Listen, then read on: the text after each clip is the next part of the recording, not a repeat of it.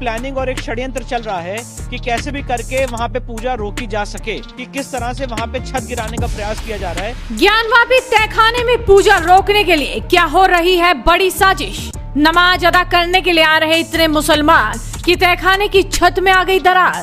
वकील विष्णु शंकर जैन ने सामने आकर कर दिया बड़ा खुलासा। ज्ञानवापी पर अब काशी विश्वनाथ मंदिर ट्रस्ट पहुंच गया अदालत। वाराणसी की जिला अदालत ने जनवरी महीने के आखिरी दिन यह आदेश दिया था कि ज्ञानवापी मस्जिद के दक्षिणी तहखाने में पूजा की जा सकती है। इस तहखाने की पूजा का जिम्मा अदालत ने काशी विश्वनाथ ट्रस्ट बोर्ड की ओर से नॉमिनेट किए जाने वाले पुजारी को दे दिया था। अदालत ने पूजा वाराणसी के डीएम की देखरेख में करने को कही थी और फैसले के करीब 8 घंटे बाद यानी उसी रात तहखाने में पूजा शुरू कर दी गई और अगली सुबह आरती भी हुई। इसके बाद मुस्लिम पक्ष ने इलाहाबाद हाईकोर्ट में याचिका दायर कर पूजा पर रोक की मांग की थी। इलाहाबाद हाईकोर्ट से राहत न मिलने पर अब ये मामला सुप्रीम कोर्ट पहुंच चुका है। सर्वोच्च अदालत ज्ञानवापी मसले पर पहले की याचिकाओं के साथ सुनवाई की ओर बढ़ रही है, लेकिन अब ज्ञानवापी मामले पर वाराणसी जिला अदालत में एक और याचिका दायर की गई है। वकील विष्णु शंकर जैन की याचिका के बाद अब काशी विश्वनाथ ट्रस्ट भी वाराणसी जिला अदालत पहुंच चुका है। वाराणसी जिला अदालत में याचिका दाखिल कर काशी विश्वनाथ ट्रस्ट ने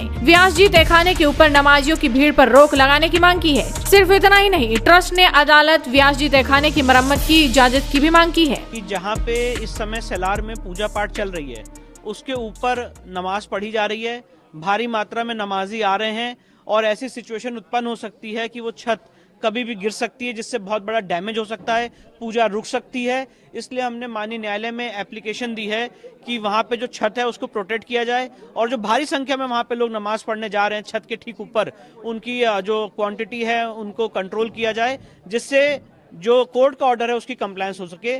तो ऐसा हमने प्रार्थना पत्र कोर्ट में दायर किया है और मुझे उम्मीद है आगे आने वाले समय में उस पर हियरिंग होगी। देखिए, जब से माननीय डिस्ट्रिक्ट जज का ऑर्डर आया 31 जनवरी का और इलाहाबाद हाईकोर्ट का भी फैसला आ चुका है उस ऑर्डर को अपहोल्ड करते हुए, तो एक प्लानिंग और एक षड्यंत्र चल रहा है कि कैसे भी करके वहां पे पूजा रोकी जा सके और उसके लिए कोर्ट के बाहर के जो हटकंडे हैं उसको भी अपनाया जा रहा है। इसलिए हमने कोर्ट में मामला लाए लीगली रिसर्च के साथ और कोर्ट में पिटीशन फाइल की है कि किस तरह से वहां पे छत गिराने का प्रयास किया जा रहा है। इसलिए जो जिला एडमिनिस्ट्रेशन है उसको डायरेक्ट किया जाए कि उसको रोके कि वहां पे छत ना गिर सके और साथ ही साथ जो पूजा पाठ चल रही है कोर्ट के ऑर्डर के कंप्लायंस में वो निर्विघ्न रूप से चलती है। नहीं, काफी मुझे लगता है अगर ऐसा होता है तो पहले तो बहुत बड़ी क्षति हो जाएगी, जो लोग वहाँ पूजा पाठ कर रहे हैं उनकी जान माल को खतरा होगा, साथ ही साथ जो पूजा हो रही है वो रुक जाएगी। इसलिए हमें पूरी उम्मीद है कि माननीय न्यायालय इसका संज्ञान लेगा और जल्द से जल्द आदेश पारित करेगा। और मैं बात ये भी बताना चाहता हूँ आपको, जो मैंने प्रार्थना पत्र लगाया है ऐसा सिमिलर प्रार्थना पत्र काशी विश्वनाथ ट्रस्ट ने भी लगाया है, तो इस समय दोनों प्रार्थना पत्र माननीय न्यायालय में समय विचाराधीन है। दरअसल काशी विश्वनाथ ट्रस्ट द्वारा दायर याचिका में कहा गया है कि व्यास जी तहखाने के ऊपर ज्यादा संख्या में नमाजियों के इकट्ठा होने से जर्जर तहखाने की छत कभी भी गिर सकती है। इसीलिए अदालत आदेश दे कि उस एरिया में ज्यादा संख्या में जा रहे नमाजियों की संख्या